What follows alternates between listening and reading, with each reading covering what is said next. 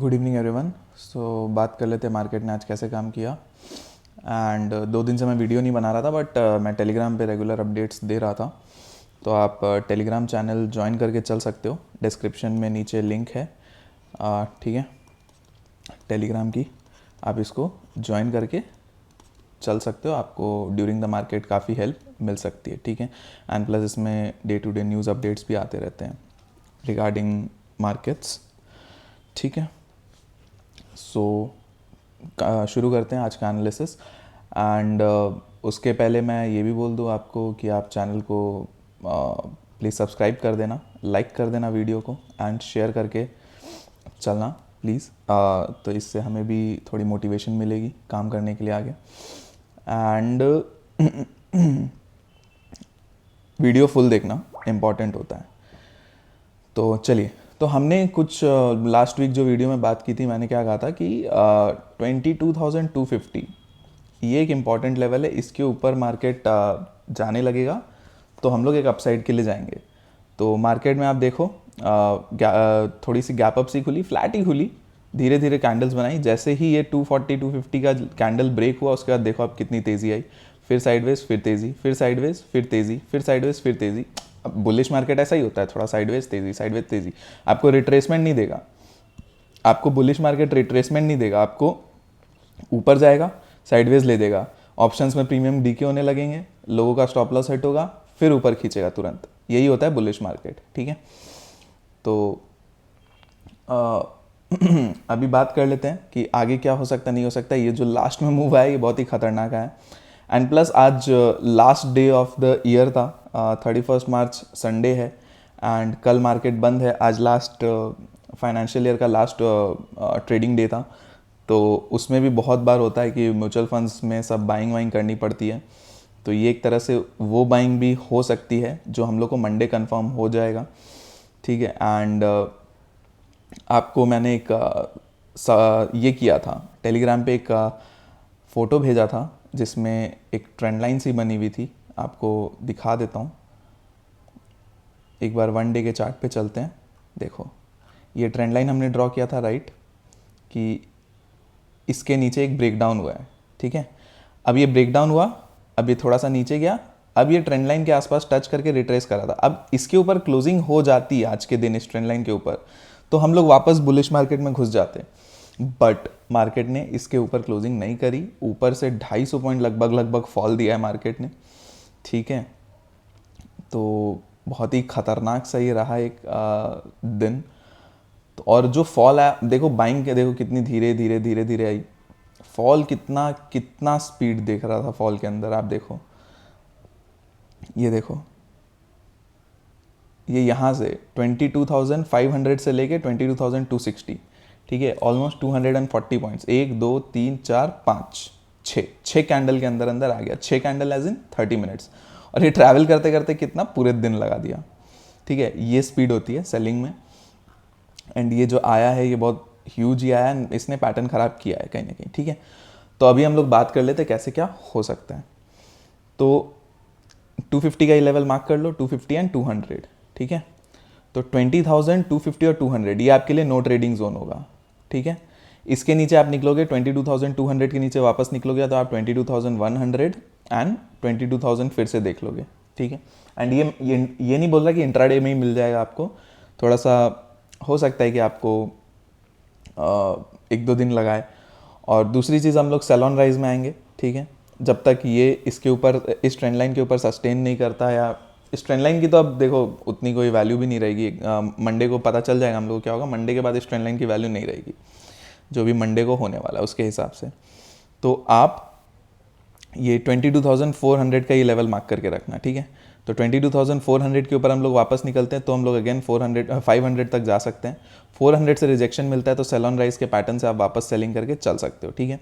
200 के नीचे आपका अल्टीमेट ब्रेकडाउन हो जाएगा वापस से, तो इसके नीचे आप फिर से 22,100 एंड 22,000 तक के टारगेट्स देख सकते हो, ठीक है। तो यही है निफ्टी में। नेक्स्ट आते हैं बैंक निफ्टी में। बैंक निफ्टी में देखो, बैंक निफ्टी में हमने क्या लेवल डिस्कस कर रखा था, एक इंपॉर्टेंट लेवल 47,200, ठीक है। तो 47,000 के ऊपर 47,200, 200 निकला। उसके बाद आप देखो यहाँ पे पहले 200 से एक छोटा सा रिजेक्शन, फिर 200 निकला, फिर धीरे धीरे ऊपर, फिर यहाँ पे 200 के आसपास रिट्रेस किया, फिर ऊपर 400 तक गया। अब इशू क्या था, बैंक निफ्टी में आज पूरे दिन प्रीमियम्स नहीं बढ़ रहे थे, ठीक है, प्रीमियम्स नहीं बढ़ रहे थे, ओनली निफ्टी में फिर भी बढ़ रहे थे, बट बैंक निफ्टी में बिल्कुल प्रीमियम्स नहीं बढ़ रहे थे। तो ये एक इशू था, एंड इवन इस डाउनसाइड में भी बहुत प्रीमियम्स इंक्रीज नहीं हुए, ठीक है, ये भी बता दूं मैं आपको। मैं आपको बता देता हूँ, इस एम पैटर्न के हिसाब से 47,200 के नीचे मैंने ट्रेड लिया, ये 200 पॉइंट गिर गया, मेरा प्रीमियम मुश्किल से 20 पॉइंट बढ़ा होगा, 20 से 30 पॉइंट, ठीक है।